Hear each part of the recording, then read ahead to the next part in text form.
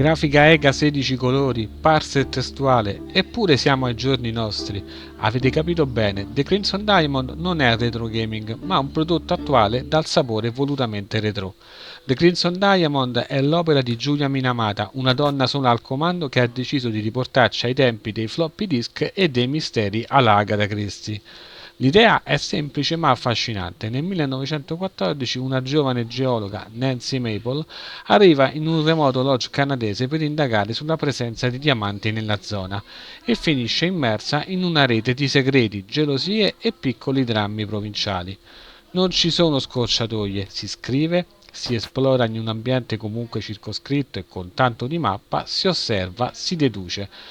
Nonostante The Crimson Diamond possa veramente sembrare uscito dal portfolio anni 80 di Roberta Williams, il game design mostra delle evoluzioni decisive. Qui non puoi restare bloccato. Il taccuino tiene traccia delle indagini e ti dice esplicitamente cosa fare per andare avanti. Lo stretto necessario, per il resto siete liberi di esplorare.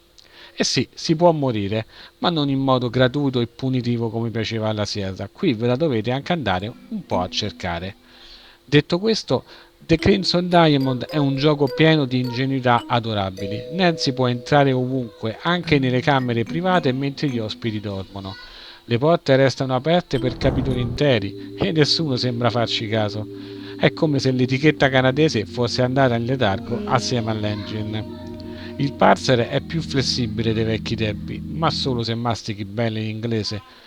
Alcune parole, come il classico use, sono disabilitate e spesso tocca indovinare il verbo giusto. È parte del fascino retro, ma può diventare frustrante, persino per gli attempati come il sottoscritto. Dove invece Minamata colpisce nel segno è nella scrittura, che rimanda molto a opere come Laura Bo della Sierra.